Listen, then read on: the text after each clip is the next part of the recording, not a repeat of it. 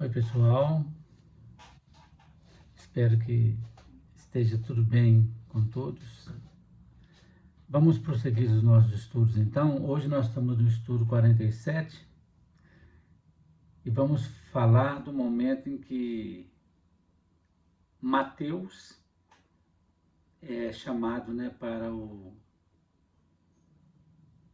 compor o grupo de apóstolos. É um estudo também bem interessante. Narrado pelo próprio Mateus, por Marcos e por Lucas. A gente sempre também lembra que o estudo tem como base a obra do Pastorino, Sabedoria do Evangelho. Mateus é chamado.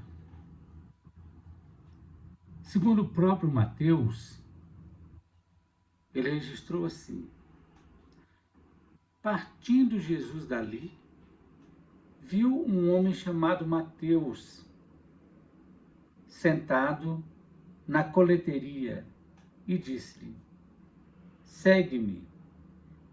E levantando-se, ele o seguiu.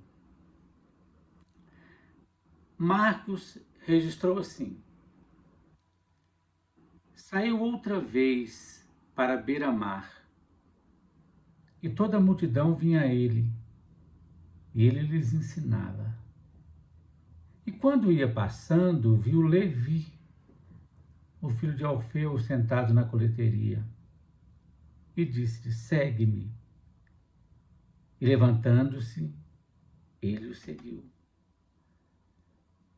Lucas fez o seguinte registro: depois disso, saiu e olhou atentamente um cobrador de impostos, publicano, sentado na coleteria, e disse-lhe: segue-me. E deixando tudo, ele levantou-se e seguiu. Entendendo então a lição, temos aqui logo de início: ao sair de casa, todas as vezes que a gente precisa trabalhar, é necessário que a gente saia de casa. Gente, não necessariamente a nossa casa física, mas sair de conceitos, sair de preconceitos, sair daquela posição, digamos, confortável que a gente se encontra para ir trabalhar. E Jesus fazia muito isso. Em outras passagens, diz que Jesus saiu de casa para trabalhar e assentou-se à margem do lago. É bem interessante. Porque o trabalho de Jesus era junto com o público. Então, ele não poderia ficar em casa nesse sentido. Ele falava nas praças, ele falava nas sinagogas, mas preferencialmente ele gostava do contato com a natureza, ou o mar, ou as montanhas, que Jesus gostava de falar nos montes, Então, ao sair de casa, caminhando pela rua, passava Jesus diante de uma coleteria de impostos, com o chefe sentado à mesa. O chefe era o Mateus, ou o Levi. Os coletores de impostos eram chamados de publicanos, ou seja, agentes do tesouro público. Como é que isso funcionava na época de Jesus? A função deles era comprar do governo o direito de cobrar os impostos. Eles pagavam antecipadamente do próprio bolso, a importância que o tesouro, da época orçava. E então, eles pagando do próprio bolso, ficavam sob o risco, vamos dizer assim, de só receber o dinheiro se eles cobrassem o imposto das pessoas. da população, né? Daquelas pessoas particulares. É muito interessante, né? Aí ele comprava do governo. Quanto custa o imposto anual, por exemplo? Custa X. Ele pagava do próprio bolso e cabia a ele, então, o governo recebia o imposto e não tinha preocupação de sair cobrando de ninguém. Os publicanos faziam essa parte. Tendo pago, então, quando eles acabavam de pagar a soma total ao governo, o coletor distribuía seus agentes para cobrar as taxas de pedágio, do trânsito de mercadoria, das caravanas, de todo o comércio, das alfândegas, de todo aquele distrito que ele comprava o direito de cobrar impostos. O que ele conseguia cobrar era dele. E o que ele fazia? Cobrava com muito ágio. Ele cobrava muito mais caro do que se fosse o próprio Estado romano, vamos dizer assim, na época, né?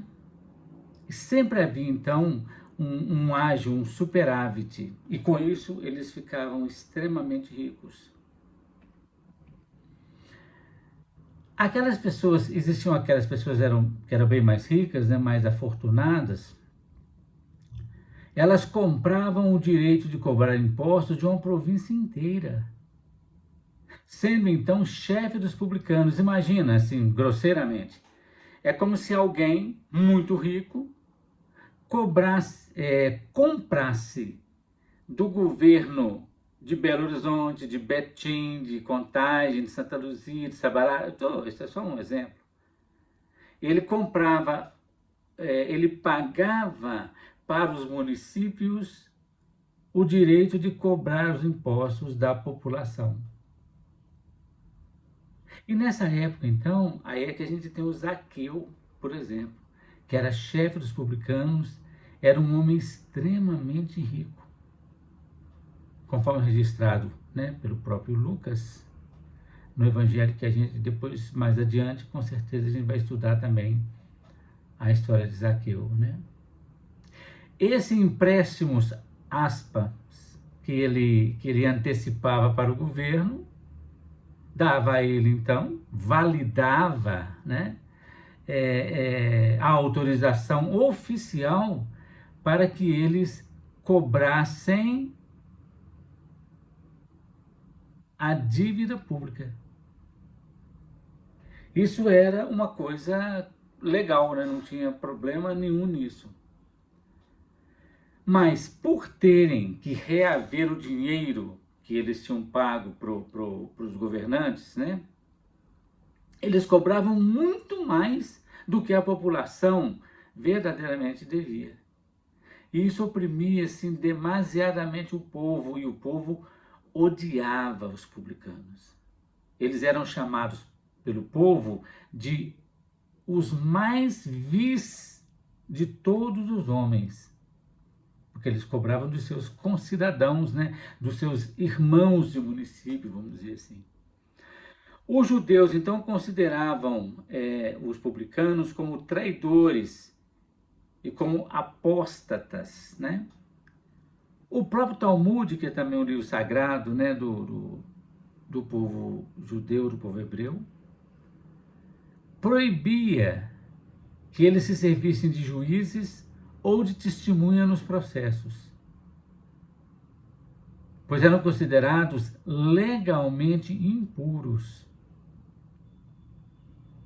Só de ter contato com os judeus, eles já censuravam, né?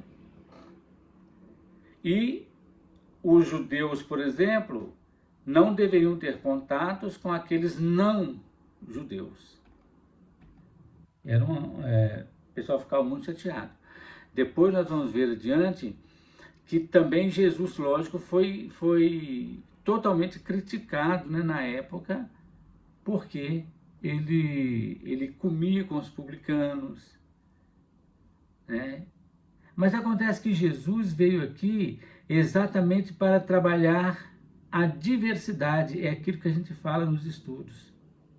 Os 12 apóstolos representam dentro da dualidade toda a diversidade, além de representar as 12 tribos de Judá, tem essa representação simbólica da unidade perante a dualidade. E a dualidade, por sua vez, ela é repleta de diversidade. Então, cada um dos discípulos tinha que contemplar um conjunto de personalidades, vamos dizer assim.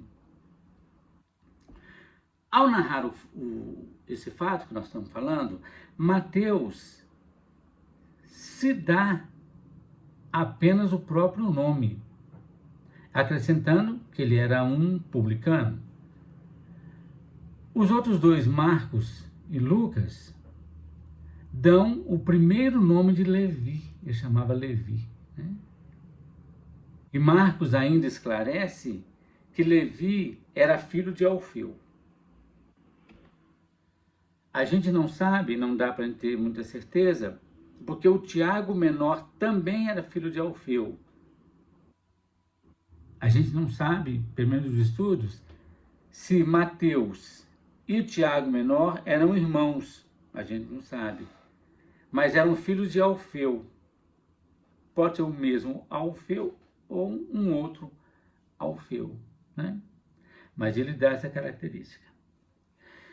Em Cafarnaum, né, onde que passa essa história, havia um posto aduaneiro de extrema importância, porque esse posto ficava no entroncamento das estradas que ligavam Damasco, uma cidade muito importante, ao Mediterrâneo, né? E também ligava ao Egito. Então ela era uma cidade estrategicamente muito boa. E Jesus então acaba afrontando os fariseus e os escribas quando ele escolhe um desses homens para ser seu discípulo. E como diz Lucas, após olhá-lo atentamente na sua mesa de trabalho, resolveu chamá-lo. E mais curioso ainda, Levi abandona abruptamente tudo, a sua mesa de trabalho, e segue Jesus com total desprendimento. Isso aqui é bacana da gente começar a estudar. Ele deixou então o seu escritório com os seus auxiliares, né? Com os seus agentes que ajudavam na cobrança dos impostos. Isso é bem interessante. Entendendo então essa lição no sentido mais profundo, então Mateus era cobrador de imposto, totalmente voltado para as coisas materiais, muito rico, e cada ano enriquecia mais, porque ele ia juntando dinheiro, comprava as possibilidades de cobrar os impostos e ia só enriquecendo, né? Mas quando Jesus o chamou, é até curioso, ele largou tudo, abandonou tudo e seguiu Jesus. A pergunta, então, o que Mateus tem a ver com a gente? O que essa história tem a ver com cada um de nós, né, dentro dos nossos estudos? Vamos então entender um pouco da lição no sentido mais profundo, né, no sentido mais simbólico. Muitos de nós, então, agimos ainda na personalidade como se ela fosse o nosso verdadeiro eu.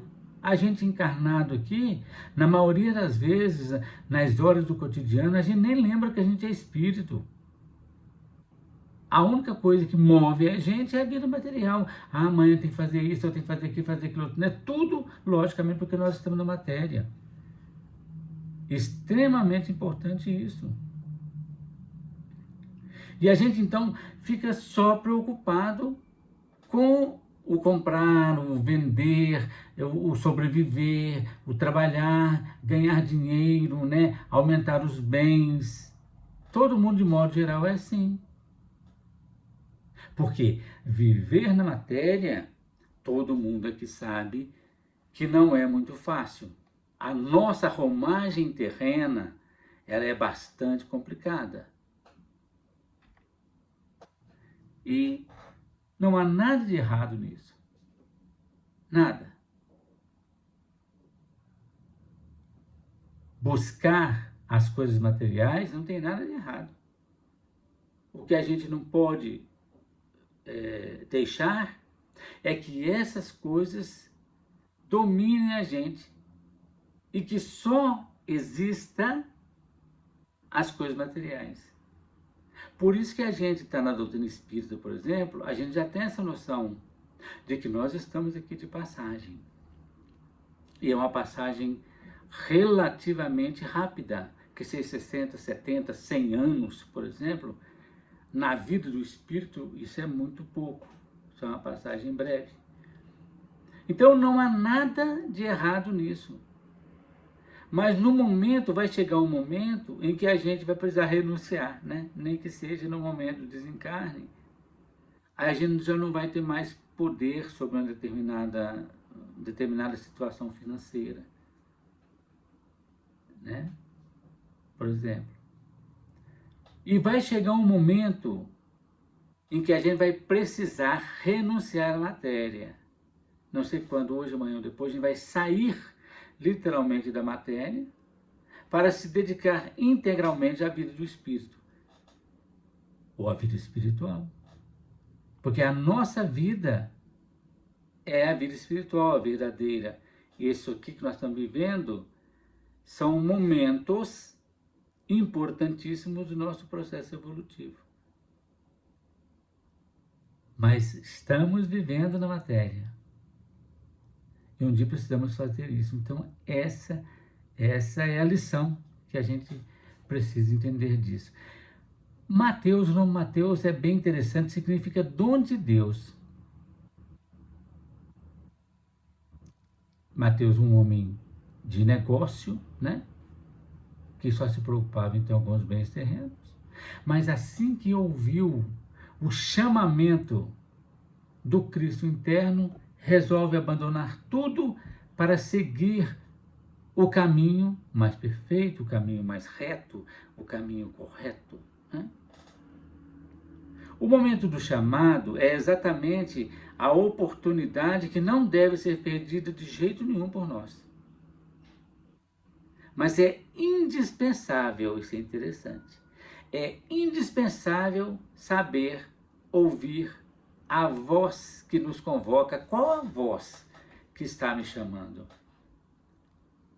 A gente deve saber reconhecer essa voz, quando ela vem de dentro do coração, para não confundir com uma série de chamados externos, intelectuais, emocionais, chamados, por exemplo, dos guias, tanto encarnados quanto desencarnados, que nos prometem um tanto de coisa que eles não conseguem nos dar. Chamados daqueles que se dizem mestres ou gurus, mas que na verdade não são.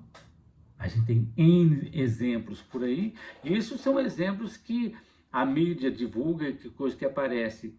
E fora esses outros, que às vezes nos iludem, não necessariamente pela maldade, porque até eles próprios estão iludidos. Olha, em momento algum, Jesus se diz guru ou mestre de todos, mas pelo contrário, ele esclareceu, inclusive segundo o próprio livro de Mateus, ele disse: um só é nosso mestre, o Cristo. Aí é outra história. Jesus é como se Jesus, exemplificando, é como se Jesus fosse a personalidade do Cristo. Quem é mestre mesmo é o Cristo, o Filho de Deus. Então, o Cristo que está dentro de cada um de nós é que é o nosso mestre. Jesus veio exatamente como personalidade do Cristo para nos mostrar que dentro de cada um de nós temos o Cristo interno. Então, cada um de nós precisa ficar muito, muito atento com a própria personalidade, para que não viva somente buscando as coisas materiais. Busca sim, as coisas materiais são importantes, mas não pode ser só isso. Não pode ser isso que domine a vida inteira da gente. Tem que sobrar o tempo para gente trabalhar as coisas do Espírito. Como a gente já viu diversas vezes, né? Na época de Jesus, trabalhava-se 6 dias e o 7º dia era de descanso, era o sábado. O descanso significava trabalhar espiritualmente. Isto é, na semana inteira era um dia só para o Espírito. E quando deveria ter mais dias para o Espírito. Mas como a vida da matéria, ela também é bastante complicada, a gente precisa trabalhar as duas coisas. A individualidade, então, com certeza, ela vai reclamar de nossa personalidade quando ela percebe, né, a nossa individualidade, percebe que a personalidade está só querendo juntar tesouros, que a ferrugem consome, que a traça corrói e que os ladrões roubam. Porque da matéria, a gente só vai levar a experiência que a gente teve. O que faz a individualidade? O papel da individualidade, então, é ensinar a personalidade a confiar no Pai. Isso é fundamental. No próprio livro de Mateus tem uma passagem, Mateus 6:25, passagem muito conhecida. Jesus fala assim: portanto vos afirmo, não vos preocupeis com a vossa própria vida, quanto ao que haveis de comer ou beber, nem pelo vosso corpo, quanto ao que haveis de vestir. Não é a vida mais do que o alimento? E o corpo mais do que as vestes? Essa passagem é exatamente naquela que fala: olhai os lírios do campo, olhai as aves do céu. O que Jesus quis dizer? Jesus, com essa passagem, ele queria negar a previdência das pessoas? Claro que não. Mas a ideia é exatamente: não vos preocupeis, isso quer dizer ocupar antecipadamente ou definitivamente. Porque se Deus veste as ervas do campo, alimenta os pássaros dos céus, o ser humano é muito maior do que os lírios do campo e do que as aves do céu. Jesus, então, com essa passagem, quer dizer a mesma coisa. É só não se preocupar demasiadamente com as coisas. Porque, na verdade, né, gente, aqui na matéria, aquele que prevê tem mais condição de prover, faz um bom planejamento, isso tudo é aprendizado. Deus não proíbe riqueza, não. Nós só devemos deixar, conforme a gente já falou, não podemos deixar de jeito nenhum que essas coisas materiais, o mundo material, acaba dominando totalmente a gente. E esse negócio de riqueza e pobreza, dentro das religiões, né, tomou um curso bastante profundo. A Igreja Católica, por exemplo, usava o próprio Evangelho para eleger a pobreza. Só os pobres queriam herdar o reino dos céus. Quando ele disse aquela passagem assim: é mais fácil um camelo passar pelo fundo da agulha do que o rico entrar no reino dos céus. Claro, isso é simbólico, mas a igreja pegava no pé da letra, né? E a igreja evangélica, com o mesmo objetivo, ela falava que a pessoa tinha que ser rica, enquanto a Igreja Católica pregava a pobreza para alcançar o reino dos céus, a Igreja Evangélica, não, os protestantes, ou mais os evangélicos hoje ainda, prega a riqueza. Só é rico, só vai entrar no reino dos céus aquele que é rico, que pode se pagar o dízimo. A Igreja Católica, as pessoas que eram ricas tinham que dar a parte de terra, etc., para a própria igreja. Isso então acabou complicando, porque a igreja, todas as duas igrejas se baseavam na Bíblia. A primeira naquela passagem do camelo que eu disse, e os protestantes, vamos dizer assim, na passagem da parábola dos talentos, porque aquele que não trabalhava, que não enriquecia, ele era um maldito do Senhor.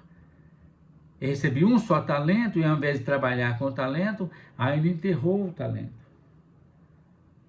Então, eles privilegiam a riqueza. E a doutrina espírita?